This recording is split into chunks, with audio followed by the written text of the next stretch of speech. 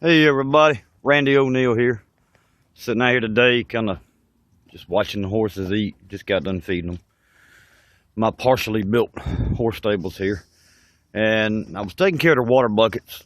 And I got started thinking, every year around about this time of the year, and all the way through the summer, I see a lot of people asking questions on some of the horse groups that I follow about the water buckets and best way to keep the water moving, best way to keep it fresh. In the wintertime, it's always how to keep it from freezing. But here in the summertime, one of the biggest concerns I think we're all faced with is how to keep the horses' water cool and fresh. And I wanted to just kind of share with you a couple of tips that I've come up with the exception of going out and getting an old bathtub or something to keep your horse's water in. If you're going down to the store and you're actually buying one of these watering tubs like I buy, 25-gallon tubs, most of the accessories that you can buy nowadays, they're black. And in the summertime, to me, they seem to draw a lot more heat. It's always better if you got a place where you can keep them in the shade.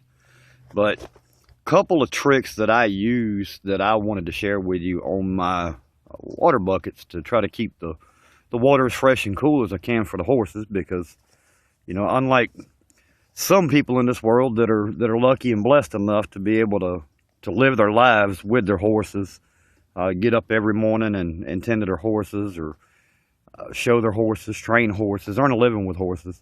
The other 99% of the horse owners in the world, and that's just a speculated number there, we own our horses and we love our horses, but we get up every morning and we have to go to work, and we have to work a 9 to 5. So that's, the hottest hours of the day that your horse is home, in most cases alone, with no way of changing out the water themselves. And we always feel a lot of regret because we can't do it for them because we're at work.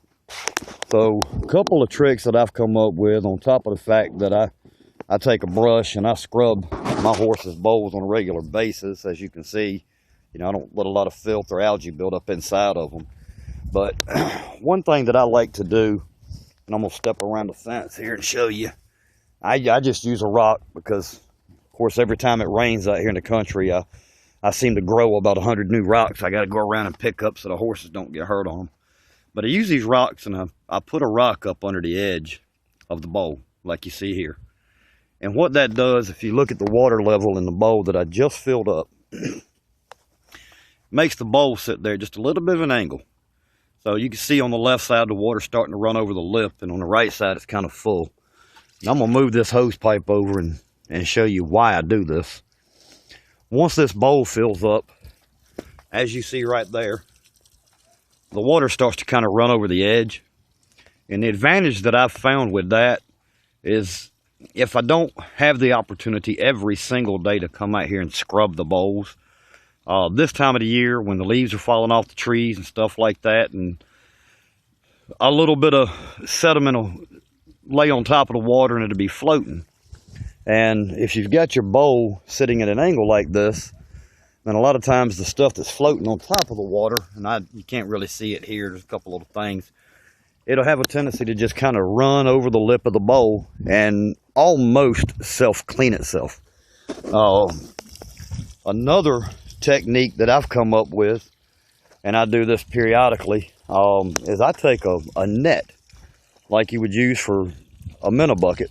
It's a real fine mesh net, and I'll keep that net close to the water bowls, which I got to get another one. Summertime's here, and the last one has lived its final day. But that net works real good for skimming the top of the water and getting anything out of it that may have accumulated. And then the last thing that I like to do is I like to take a milk jug. And by a milk jug, I mean several.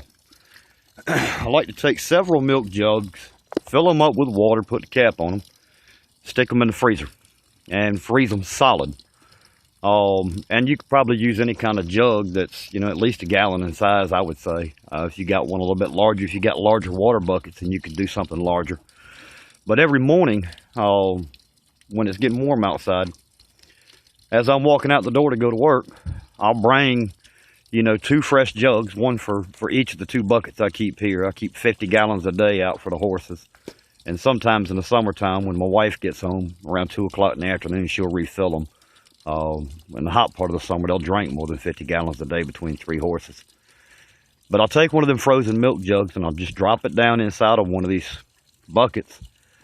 And it takes quite a few hours, even out in the hot sun, for a solid block of ice the size of a milk jug to melt. And until it's completely melted, as it's just floating around in the bowl and it doesn't seem to bother the horses much, they get used to it, they'll drink around it. But it keeps the water cold all day while I'm at work. So when it gets to be 70, 80, 90, 100 degrees outside, and I know the water in their bowls is getting pretty warm, having that frozen milk jug floating around in there is helping to keep the water cool. And again, I just, once a day I change it out. I don't keep one typically solid frozen floating in there overnight once the sun goes down. But every morning when I come out before I leave for work, it takes all of 3 minutes of my life to take care of making sure that my horses have cold water throughout the best part of the day. So wanted to share that with you. Just a couple of little tricks that you might be able to use in the summertime. I hope everybody finds that helpful. And when I come up with a new idea of a way that I'm accommodating my horses better and making their lives better, I'll make another video and share it with you. Thank you.